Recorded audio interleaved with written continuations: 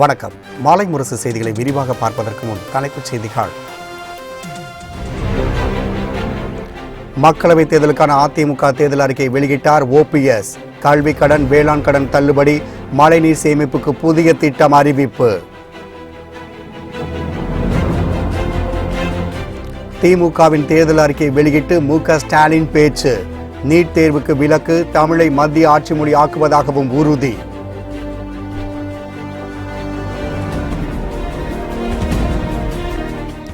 தேர்தல் அலுவலகங்களில் வேட்பாளர்களை கண்காணிக்க வீடியோ குழுக்க நிறுத்த ஏற்பாடு. வங்கி கணக்குகளில் 10 லட்சம் ரூபாய்க்கு மேல் பண பரிவர்த்தனையை கண்காணிக்க நடவடிக்கை.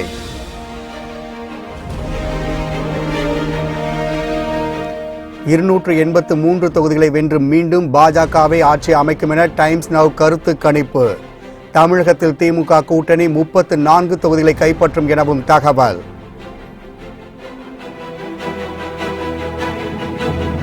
+2 தேர்வுகள் முடிந்ததை அடுத்து மாணவ மாணவியர் மகிழ்ச்சி. விடைத்தாள் திருத்துவதில் அலட்சியம் காட்டினால் கடும் நடவடிக்கை என பள்ளிக் கல்வித்துறை எச்சரிக்கை.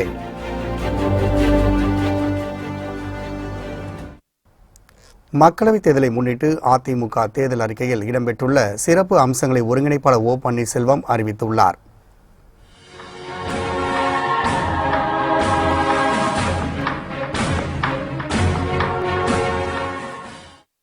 சென்னை ராயப்பேட்டையில் உள்ள அதிமுக தலைமை அலுவலகத்தில் அக்கட்சியின் தேர்தல் அறிக்கை வெளியிடப்பட்டது.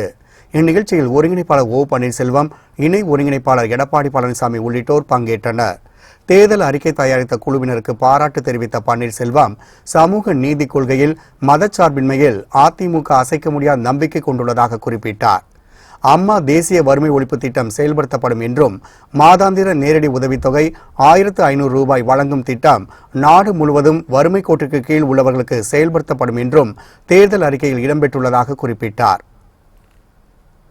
நடைபெறவுள்ள நாடாளுமன்ற மக்களவை பொதுத் தேர்தலுக்கான அனைத்து இந்திய அண்ணா திராவிட முன்னேற்ற கழக தேர்தல் அறிக்கையின் சிறப்பு அம்சங்கள் பின்வருமாறு. தேர்தல் வாக்குறுதிகள். வறுமை ஒழிப்பு. அம்மா தேசிய வறுமை ஒழிப்பு திட்டம். மாதாந்திர நேரடி உதவித்தொகை. மாதாந்திர நேரடி உதவித்தொகை ரூபாய் 1500 ரூபாய் வழங்கும் திட்டம். நாடு முழுவதும் வாழுகின்ற வறுமை கோட்டிற்கு கீழே உள்ள மக்களுக்கும் தங்கள் அடிப்படை வசதிகளை நிறைவு செய்த தேவையான வருமானம் இன்றி அல்லலுறும் மக்களுக்கும் மாதந்தோறும் எவ்வித நிபந்தனையும் இன்றி ரூபாய் 1500 வழங்கும் அம்மா தேசிய வறுமை ஒழிப்பு திட்டம் வறுமை கோட்டிற்கு கீழ் உள்ளோர், கைவிடப்பட்ட பெண்கள், வருமானமற்ற விதவை பெண்கள், மாற்றுத்திறனாளிகள், நிலமற்ற விவசாய கூலி தொழிலாளர்கள், கிராமப்புறங்களிலும் நகர்ப்புறங்களிலும் வாழும் உடலுழைப்பு தொழிலாளர்கள், ஆதரவற்ற முதியோர் ஆகியோருக்கு மாதந்தோறும் ரூபாய் 1500 நேரடியாக அவரது வங்கிக் கணக்கில் செலுத்தும் வறுமை ஒழிப்பு திட்டத்தை நாடு முழுவதும் செயல்படுத்த அனைத்து இந்திய அண்ணா திராவிட முன்னேற்ற கழகம் மத்திய அரசை வலியுறுத்தும். உள்நாட்டிலும் வெளிநாடுகளிலும் புதிய வேலைவாய்ப்புகளை இந்திய இளம்பெண்களும் இளைஞர்களும் பெறுகின்ற வண்ணம் அவர்களுக்கு காலத்திற்கேற்ற பயிற்சியும் திறன் மேம்பாட்டையும் அளிக்கும் MGR தேசிய வேலைவாய்ப்பு சார்ந்த திறன் மேம்பாட்டு திட்டம் பிலிப்பைன்ஸ் நாட்டின் TESDA technical education and skills development authority நிறுவனம் அந்த நாட்டின் இளைஞர்களுக்கும் இளம் பெண்களுக்கும் உலகெங்கும் வேலைவாய்ப்பு கிடைத்திடும் வண்ணம் வழங்கி வரும் திறன் மேம்பாட்டு பயிற்சியை மாதிரியாக கொண்டு நம் நாட்டிலும் புதிய அமைப்பு ஒன்றினை உருவாக்கி இந்திய இளைஞர்களுக்கும் இளம் பெண்களுக்கும் திறன் மேம்பாடு அளிக்கவும், அத்தகைய பயிற்சிகளை பெற்றோர் உள்நாட்டிலும் வெளிநாடுகளிலும் வேலைவாய்ப்பு பெறுவதை எளிதாக்கிடவும் புதிய அமைப்பு ஒன்று தேசிய அளவில் உருவாக்கப்பட அனைத்திந்திய அண்ணா திராவிட முன்னேற்றக் கழகம் மத்திய அரசை வலியுறுத்தும். இளைஞர்களுக்கு திறன் மேம்பாட்டு பயிற்சி அளிக்க புதிய அமைப்பு ஒன்று தேசிய அளவில் உருவாக்கிட வலியுறுத்தப்படும் என கூறிய ஓபிஎஸ், காவிரி கோதாவரி இணைப்பு திட்டத்தை செயல்படுத்த மத்திய அரசை வலியுறுத்துவோம் என்றும் உறுதியளித்தார். இனப்படுகொலை பற்றி முறையாக விசாரணை நடத்தப்படவும் திமுக காங்கிரஸ் கூட்டணி செய்த தவறுகளை வெளிக்கொண்டு வர நடவடிக்கை மேற்கொள்ளப்படும் என்றும் குறிப்பிட்ட அவர், வறட்சியால் பாதிக்கப்பட்ட தமிழக பகுதி முழுவதும் தண்ணீர் கொண்டு செல்ல நீர் மேலாண்மை திட்டம் செயல்படுத்தப்படும் என்றும் தெரிவித்தார். பெருமளவில் வெள்ளக்காலங்களில் வீணாக கடலில் கலக்கும் தண்ணீரை வறட்சியால் பாதிக்கப்பட்ட பகுதிகளுக்கு கொண்டு செல்ல பின்வரும் புதிய திட்டங்களை செயல்படுத்திட மத்திய அரசை வலியுறுத்தி நிதி ஆதாரத்தை பெற்று விரைந்து செயல்படுத்த அனைத்திந்திய அண்ணா திராவிட முன்னேற்றக் கழகம் நடவடிக்கைகளை மேற்கொள்ளும். காவேரி கோதாவரி இணைப்பு திட்டத்தை உடனடியாக மேற்கொள்ள மத்திய அரசை வலியுறுத்துவோம். நொய்யல் ஆற்றையும் மேற்கு தொடர்ச்சி மலையையும் மையமாக கொண்டு மேற்கு தொடர்ச்சி மலையில் பருவமழை காலங்களில் பெறப்படும் மழை வெள்ள நீரை கோவை மாவட்டம் தொண்டாமுத்தூர் ஒன்றிய பகுதி மற்றும் மதுக்கரை வனச்சரகம், வெள்ளப்பதி பிரிவு, நண்டங்கரை, முண்டன்துறை, கோவைப்புதூர், போலுவாம்பட்டி வனச்சரகம், நரசிபுரம், தாலியூர் மற்றும் இவற்றை சுற்றியுள்ள இடங்களில் தடுப்பணைகளை அமைத்தும் குளம் குட்டைகளில் மழைநீரை நிரப்பியும் நிலத்தடி நீர் செறிவூட்டும் திட்டம். 2. காவிரி ஆற்றில் அமைக்கப்பட்டிருக்கும் மோகனூர் தடுப்பணையில் இருந்து நாமக்கல் மாவட்டத்தின் மோகனூர், நாமக்கல், புதுச்சத்திரம், எருமைப்பட்டி ஆகிய பகுதிகளுக்கு தண்ணீர் கொண்டு சென்று நிலத்தடி நீர் செறிவூட்டும் திட்டம். 3. திருச்சிராப்பள்ளி, புதுக்கோட்டை, சிவகங்கை, ராமநாதபுரம் மற்றும் விருதுநகர் மாவட்டங்கள் பயன்பெறும் வகையில் காவேரி, கட்டளை கதவணை, அக்கினியாறு, தெற்கு வெள்ளாறு, மணிமுத்தாறு, வைகை மற்றும் குண்டாறு இணைப்பு கால்வாய் திட்டம். மாணவ மாணவியர்கள் இந்தியாவில் கல்வி பயில்வதற்கு தேசியமயமாக்கப்பட்ட வங்கிகளிலும் மற்ற வங்கிகளிலும் பெற்றுள்ள கல்வி கடனை ரத்து செய்ய வேண்டும் என்று மத்திய அரசை அனைத்திந்திய அண்ணா திராவிட முன்னேற்றக் கழகம் வலியுறுத்தும். வேளாண்மை கடன்களால் அல்லலுறும் விவசாயிகளுக்கு அவர்தம் கடன் சுமையை நீக்கும் வகையில் உறுதியான திட்டம் ஒன்றினை உடனடியாக செயல்படுத்த மத்திய அரசை அனைத்திந்திய அண்ணா திராவிட முன்னேற்றக் கழகம் வலியுறுத்தும். கல்வியை பொதுப்பட்டியலில் இருந்து மாநில பட்டியலுக்கு மாற்ற வேண்டும் என்று அனைத்திந்திய அண்ணா திராவிட முன்னேற்றக் கழகம் வலியுறுத்தும்.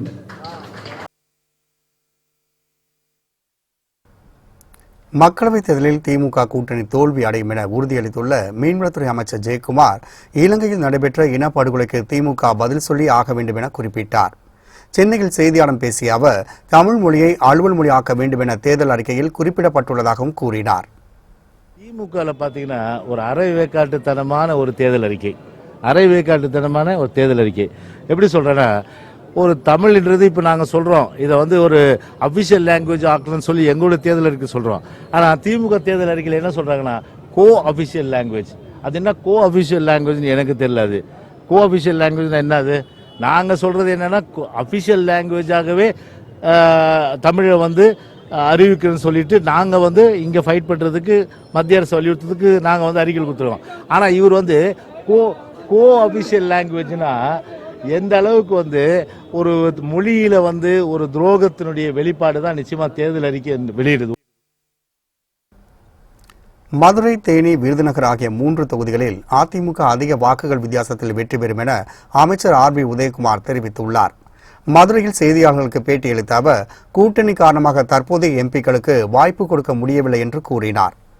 அதிக வாக்குகள் வித்தியாசத்திலே மதுரை பாராளுமன்றமும் தேனி பாராளுமன்றமும் விருதுநகர் பாராளுமன்றமும் வெற்றி பெற்றது என்கிற ஒரு சரித்திர சாதனையை படைப்பதற்காக களம் அமைத்து 40 நம் வெற்றி பெற வேண்டும் என்கிற அந்த இலக்கை நோக்கி செயல்படுகிற போது 20 தொகுதிகளில் தான் அனைத்து இந்திய அண்ணா திராவிட முன்னேற்ற கழகம் போட்டியிட முடிகிறது. ஆகவேதான் இன்றைக்கு பலருக்கு வாய்ப்புகள் இருக்கிறத தவிர கடந்த முறை அவர்கள் சிறப்பாக எல்லா நாடாளுமன்ற உறுப்பினருமே சிறப்பாக செயல்பட்டார்கள். அதில் ஒன்றும் சந்தேகமே கிடையாது. திமுகவின் தேர்தல் அறிக்கையை அக்கட்சியின் தலைவர் மு.க. ஸ்டாலின் வெளியிட்டார். அதில் நீட் தேர்வு ரத்து செய்யப்படும், நேரடி மானியம் ரத்து செய்யப்பட்டு பழைய முறைக்கு மாற்றப்படும் உள்ளிட்ட பல்வேறு உறுதிமொழிகள் அளிக்கப்பட்டுள்ளது. சென்னை அண்ணா அறிவாலயத்தில் திமுக தேர்தல் அறிக்கை இன்று வெளியிடப்பட்டது.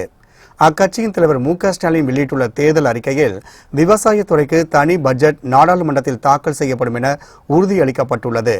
மத்திய அரசின் வரி வருவாயில் 60% மாநிலங்களுக்கு பகிர்ந்தளிக்கப்பட வேண்டும் என்றும், வளர்ந்த மாநிலங்கள் மேலும் வளர்ச்சி பெற பாராபட்சம் இல்லாமல் நிதி பங்கீடு செய்ய வலியுறுத்தப்பட வேண்டும் என்றும் அந்த அறிக்கையில் இடம்பெற்றுள்ளது. மத்திய மாநில அரசு ஊழியர்களுக்கு பழைய ஓய்வூதிய திட்டம் செயல்படுத்தப்படும் என்றும், இந்திய பொருளாதாரத்தை மீட்டெடுக்க சிறப்பு அந்தஸ்து பொருளாதார நிபுணர்கள் அடங்கிய குழு அமைக்கப்படும் என்றும் அறிவிக்கப்பட்டுள்ளது. மேலும் தனிநபர் வருமானத்தை 1.5 லட்சம் ரூபாயாக உயர்த்திட நடவடிக்கை எடுக்கப்படும் என குறிப்பிடப்பட்டுள்ள அந்த அறிக்கையில் நாள்தோறும் நிர்ணயம் செய்யப்படும் பெட்ரோல், டீசல், எரிவாயு பொருட்களின் விலை கட்டுக்குள் வைக்கப்படும் என்றும், எரிவாயு சிலிண்டருக்கான மானியத் தொகை வங்கியில் செலுத்தும் முறை மாற்றப்பட்டு முன்பு இருந்தது போல் மாற்றப்படும் என்றும் உறுதி அளிக்கப்பட்டுள்ளது. தென்னிந்திய நதிகளை இணைக்க நடவடிக்கை மேற்கொள்ளப்படும் என தெரிவிக்கப்பட்டுள்ள அந்த அறிக்கையில் நீட் தேர்வு ரத்து செய்யப்படும் என்றும், மாணவர்களின் கல்வி கடன் முழுமையாக ரத்து செய்ய நடவடிக்கை மேற்கொள்ளப்படும் எனவும் குறிப்பிடப்பட்டுள்ளது. கிராம பகுதிகளில் வறுமை கோட்டுக்கு கீழ் உள்ள பெண்களுக்கு தொழில் துவங்க 50,000 ரூபாய் வரை வட்டியில்லா கடன் வழங்க நடவடிக்கை மேற்கொள்ளப்படும் என உறுதியளித்துள்ள திமுக தேர்தல் அறிக்கையில் மீத்தேன், ஹைட்ரோ கார்பன் திட்டங்களுக்கு தடை விதிக்கப்படும் என்றும், சேது சமுத்திர திட்டத்தை மீண்டும் துவக்கி செயல்படுத்த நடவடிக்கை எடுக்கப்படும் என்றும் தெரிவிக்கப்பட்டுள்ளது. இதேபோல் பேரறிவாளன் உள்ளிட்ட 7 பேரை மனிதாபிமான அடிப்படையில் விடுவிக்க நடவடிக்கை எடுக்கப்படும் என்றும், கார்ப்பரேட் நிறுவனங்களில் 10,000 ரூபாய் ஊதியத்தில் 50 லட்சம் பேருக்கு வேலைவாய்ப்பு வழங்கப்படும் என்றும் அந்த அறிக்கையில் உறுதியளிக்கப்பட்டுள்ளது.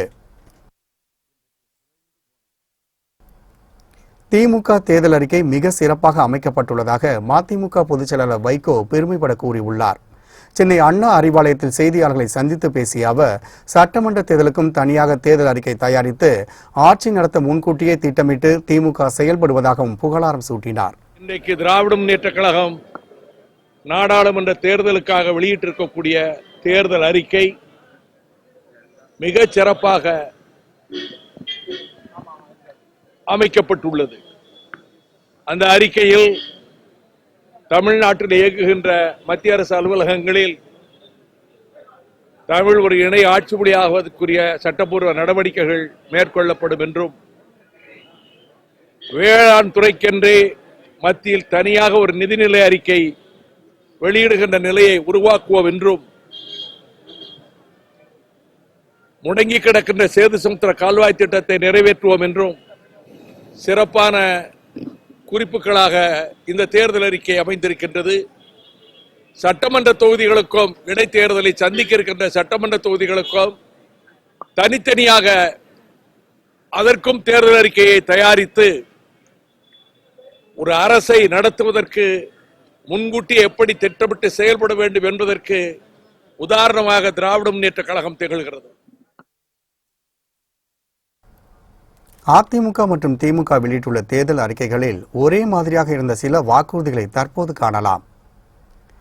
தமிழகத்தில் உள்ள மத்திய அரசின் அலுவலகங்கள் அனைத்தும் தமிழிலேயே செயல்படத்தக்க வகையில் இணை ஆட்சி மொழியாக தமிழை அங்கீகரிக்க வலியுறுத்தல் என்ற வாக்குறுதி இரு கட்சிகளின் தேர்தல் அறிக்கைகளிலும் இடம்பெற்றுள்ளது. மேலும் நீட் தேர்விலிருந்து விலக்கு, பேரறிவாளன் உள்ளிட்ட 7 பேர் விடுதலை தொடர்பாக வாக்குறுதிகளும் அதிமுக மற்றும் திமுக தேர்தல் அறிக்கைகளில் வெளியாகியுள்ளன. தனியார் நிறுவனங்களிலும் வேலைவாய்ப்பில் இடஒதுக்கீடு முறை அறிமுகம் செய்யப்படும் என இரு கட்சிகளும் வாக்குறுதி அளித்துள்ளன. மாணவர்கள் பெற்றுள்ள கல்விக் கடன் முழுவதும் ரத்து செய்யப்படும் என்ற அம்சமும் இரு கட்சிகளின் தேர்தல் அறிக்கைகளில் குறிப்பிடப்பட்டுள்ளது. காவிரி டெல்டா பகுதியை பாதுகாக்க வேளாண் மண்டலம் மற்றும் கேபிள் கட்டண குறைப்பு உள்ளிட்ட வாக்குறுதிகளும் இரு கட்சிகளின் தேர்தல் அறிக்கைகளில் இடம்பெற்றுள்ளன.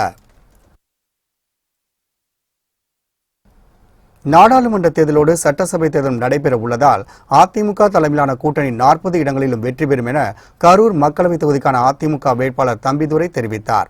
கரூரில் செய்தியாளர்களிடம் பேசிய அவர் அதிமுக கூட்டணியின் வெற்றியை மக்கள் ஆவலுடன் எதிர்பார்த்து காத்திருப்பதாகவும் தெரிவித்தார். சட்டமன்ற தேர்தலும் இடைத்தேர்தல் நடைபெறுவதன் காரணமாக இந்த கூட்டணியை நாம் அமைக்க வேண்டும் என்று பாரதிய ஜனதா கட்சி, பாட்டாளி மக்கள் கட்சி, தேசிய திராவிட கழகம், விஜயகாந்த் அவர்களுடைய தலைமை அந்த கட்சி, பிறகு அதே போல புரட்சி பாரதம், பிறகு புதிய தமிழகம் போன்ற கட்சிகளோடு சேர்ந்து இந்த கூட்டணியை அமைத்திருக்கிறார்கள். இந்த கூட்டணியானது அனைத்து இடங்களிலும் 40 இடங்களிலும் வெற்றி பெறும் என்ற நம்பிக்கை எங்களுக்கு இருக்கிறது. மக்கள் ஆதரவு அந்த அளவுக்கு இருந்து கொண்டிருக்கிறது. மத்திய அரசு ஏற்கனவே நடைமுறைப்படுத்தி வரும் திட்டங்களை செயல்படுத்தப் போவதாக திமுக தேர்தல் அறிக்கையில் கூறப்பட்டுள்ளதாக மாநில பாஜக தலைவர் தமிழிசை சவுந்தரராஜன் குற்றம் சாட்டினார். சென்னை விமான நிலையத்தில் செய்தியாளர்களிடம் பேசிய அவர் அதிமுகவை பாஜக மிரட்டி வருவதாக கூறுவதை மறுப்பு தெரிவித்தார்.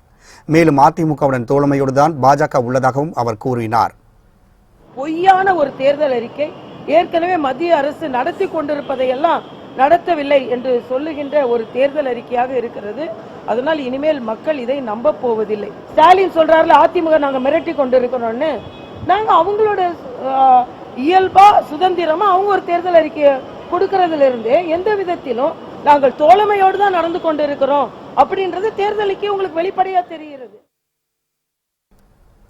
தமிழகத்தில் 30 முதல் 35 இடங்களில் அதிமுக பாஜக கூட்டணி வெற்றி பெறும் என்று பாஜக தேசிய செயலாளர் H. ராஜா தெரிவித்துள்ளார். கும்பகோணத்தில் செய்தியாளர்களிடம் பேசிய அவர் இந்தியாவில் மொத்தம் 360 இடங்களை பாஜக கூட்டணி கைப்பற்றும் என்றும் கூறினார். திரு நரேந்திர மோடி அவர்கள் தலைமையில் இருக்கின்ற வலிமையான அரசு தொடரும். நேற்றைக்கு கூட எல்லா கருத்து கணிப்பாகத்தான் சொல்றேன். இன்னும் அதிகமாகும். பிரச்சாரம் நடக்க 360 சீட்டு ஜெயிக்கும் தேசிய ஜனநாயக கூட்டணி. அதில் எந்த சந்தேகமும் வேணாம். மேற்கு வங்கத்தில் கம்யூனிஸ்ட் 0, கேரளாவில் கம்யூனிஸ்ட் 0. ஆகவே தேச விரோத பிரிவினைவாத தீய சக்திகள் எல்லாம் கலங்கி போயிருக்கின்றன. இங்கு முன்னேற்றமே ஏற்படக்கூடாது என்று பேசுகின்ற ஒட்டுமொத்த கும்பல் என்று ஒன்னா சேர்ந்திருக்கு. முதல்ல 0-40 சொன்னாங்க, இப்போ கொஞ்சம் கொஞ்சமாக மாற ஆரம்பிச்சிருக்கு. என்னை பொறுத்தவரை 30 to 35 தொகுதிகள் தேசிய ஜனநாயக கூட்டணி தமிழகத்தில் வெற்றி. 2019ஆம் ஆண்டு மக்களவைத் தேர்தலுக்கான புதிய தமிழகம் கட்சியின் தேர்தல் அறிக்கையை அக்கட்சியின் நிறுவனர் டாக்டர் கிருஷ்ணசாமி வெளியிட்டுள்ளார். சென்னை நுங்கம்பாக்கத்தில் உள்ள புதிய தமிழகம் கட்சி அலுவலகத்தில் 27 வாக்குறுதிகளை கொண்ட மக்களவைத் தேர்தல் அறிக்கையை டாக்டர் கிருஷ்ணசாமி வெளியிட்டார்.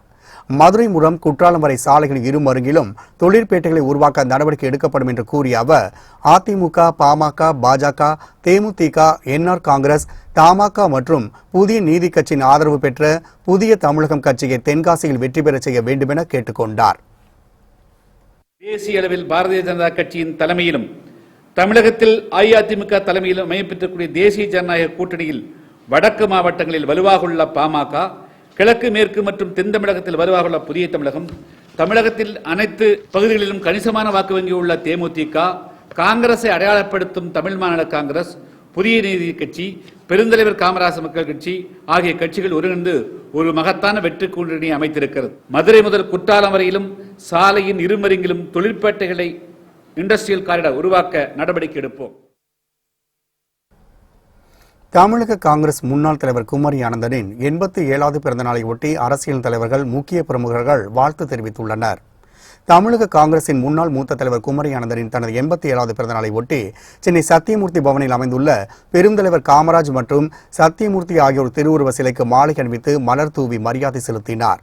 பின்னர் நடைபெற்ற நிகழ்ச்சியில் தொழிலதிபர் VG சந்தோஷம், மூத்த வழக்கறிஞர் காந்தி உட்பட ஏராளமானோர் கலந்து கொண்டு குமரி ஆனந்தனுக்கு வாழ்த்து தெரிவித்தனர். இந்த நிகழ்ச்சிக்கு பின் செய்தியாளர்களிடம் பேசிய தென்சென்னை மாவட்ட காங்கிரஸ் கமிட்டி தலைவர் கராத்தே தியாகராஜன், முன்னாள் காங்கிரஸ் தலைவர் திருநாவுக்கரசர் திருச்சியில் போட்டியிடவும், அதேபோல் முன்னாள் மாநில தலைவர் EVKS இளங்கோவன் கிருஷ்ணகிரி அல்லது விருதுநகரில் போட்டியிட வாய்ப்பு வழங்க வேண்டும் என்று கேட்டுக்கொண்டார். திமுக காங்கிரஸ் வெற்றி கூட்டணியின் சார்பாக காங்கிரஸ் கட்சிக்கு தமிழகத்தில் 9 நாடாளுமன்ற தொகுதிகள் ஒதுக்கப்பட்டுள்ளது. இந்த தொகுதியை பொறுத்த மட்டும் டெல்லியில் தலைவர் ராகுல் காந்தி அவர்கள் இந்த தொகுதியை முடிவு செய்வார்கள். ஆனால் ஒரு சில கருத்துக்களை எங்கள் தொண்டர்களின் ஆதங்கத்தின் சார்பாக நான் சொல்ல விரும்புகிறேன். முன்னாள் காங்கிரஸ் கமிட்டி தலைவர்கள் அண்ணன் திருநாவுக்கரசு அவர்களுக்கு திருச்சி தொகுதி ஒதுக்குற மாதிரி சொல்கிறாங்க. இல்லை, அவர் ஒரு நல்ல தலைவர், வாழ்த்துக்கள். அதே போல் அண்ணன் குமரியானந்த் அவர்களும் தட்டி சீட்டு கேட்கல, அதே மாதிரி தலைவர் தங்கபால் அவர்களும் சீட்டு கேட்கல. ஆனால் அண்ணன் EVKS போன்றவர்களும் அண்ணன் கிருஷ்ணசாமி அவர் சார்பாக சகோதரர் விஷ்ணு பிரசாத் ஆரணி தொகுதி கேட்டிருக்காங்க, அவருக்கு வாய்ப்பு இருக்கிறது. அண்ணன் திருநாவுக்கரசுக்கு பிரகாசமான வாய்ப்பு இருக்கு. திருச்சியில் இந்த சகோதரர் விஷ்ணு பிரசாத் அண்ணன் கிருஷ்ணசாமி அவர் வாய்ப்பு, அது மாதிரி அண்ணன் EVKS கிருஷ்ணகிரியோ விருதுநகரோ வாய்ப்பு கொடுத்தார்கள். எங்களை போல தொண்டர்கள் நாங்கள் மகிழ்ச்சியாக இருப்ப நேரத்தில் தலைவர் ராகுல் காந்திக்கு ஒரு வேண்டுகோள் வைக்கிறோம் அமைக்கும் என டைம்ஸ் நவ் நடத்திய கருத்து கணிப்பில் கூறப்பட்டுள்ளது. நாடாளுமன்ற தேர்தலை முன்னிட்டு டைம்ஸ் நவ் செய்தி நிறுவனம் கருத்து கணிப்பு நடத்தியது. மக்களவைத் தேர்தலில் பாஜக கூட்டணிக்கு 283 இடங்கள் கிடைக்க வாய்ப்புள்ளதாக அந்த கருத்து கணிப்பில் தகவல் வெளியாகியுள்ளது. இது கடந்த ஜனவரி மாதத்தில் நடத்தப்பட்ட கருத்து கணிப்புடன் ஒப்பிடுகையில் 21 இடங்கள் அதிகரித்துள்ளது.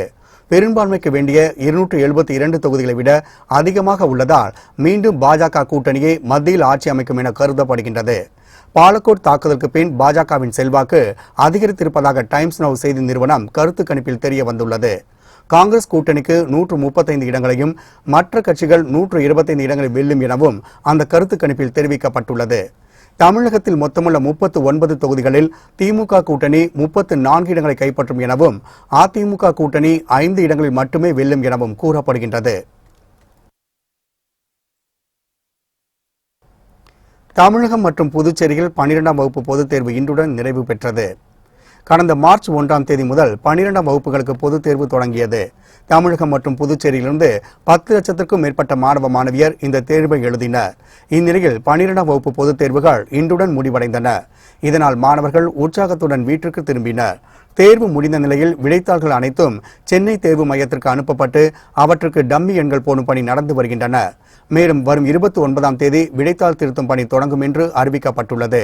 விடைத்தாள்கள் திருத்துவதில் ஆசிரியர்கள் அலட்சியம் காட்டினால் கடும் நடவடிக்கை எடுக்கப்படும் என தேர்வுத்துறை இயக்குநர் எச்சரிக்கை விடுத்துள்ளார். என் பேர் பிரியங்கா. நான் 12th காமர்ஸ் குரூப் படிக்கிறேன். இன்றைக்கி எக்ஸாம் நான் நல்லாவே பண்ணியிருக்கேன். 12th நான் முடிச்சுட்டு அடுத்து டிகிரி ஜாயின் பண்ணலான்னு இருக்கேன். ஆர்ட்ஸ் குரூப் தான் ஜாயின் பண்ணுவேன். என் ஃப்யூச்சர் இன்னும் கொஞ்சம் நல்லா பண்ணிக்கணும்னு நான் ஆசைப்பட்றேன். என் பேர் விஷா, 12th படிக்கிறேன். இப்போ பப்ளிக் எக்ஸாம் எழுதிட்டு வந்திருக்கேன். எக்ஸாம் கொஞ்சம் கஷ்டமாக தான் இருக்குது. 5 மார்க்கில் அட்டன் பண்ணலாம், எல்லாம் ஈஸி தான். படிச்சிருந்தா எல்லாம் காலேஜ் தான் பிகாம் பண்ணலான்னு இருக்கேன். இப்போ வர ரிசல்ட் வச்சு தான். தமிழகம் முழுவதும் நடைபெற்ற 12ஆம் வகுப்பு அரசு பொதுத் தேர்வு இன்றுடன் முடிவடைகிறது. கடைசி தேர்வான இன்று வணிக கணிதம் மற்றும் வரலாறு தேர்வுகள் நடைபெற்றன. தமிழகம் முழுவதும் 8,87,992 மாணவ மாணவிகள் தேர்வுகள் எழுதியுள்ளனர். வணிக கணிதமானது 5 மதிப்பெண்கள் வினாக்கள் மற்றும் சற்று கடினமாக இருந்தது என்று மாணவ மாணவிகள் தெரிவிக்கின்றனர். இந்த தேர்வு முடிவானது வருகின்ற ஏப்ரல் 12ஆம் தேதி அன்று வெளியாகும் என்று பள்ளிக் கல்வித்துறை சார்பாக அறிவிக்கப்பட்டுள்ளது. மாலைமுரசு செய்திகளுக்காக ஒளிப்பதிவாளர் யுவராஜுடன் செய்தியாளர் பவுனியா.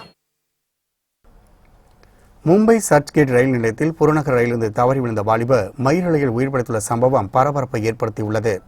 ரயிலிலிருந்து விழுந்த அவரை RPF போலீசார் விரைந்து சென்று மீட்டனர். இது தொடர்பான வீடியோ காட்சிகள் வெளியாகியுள்ளன.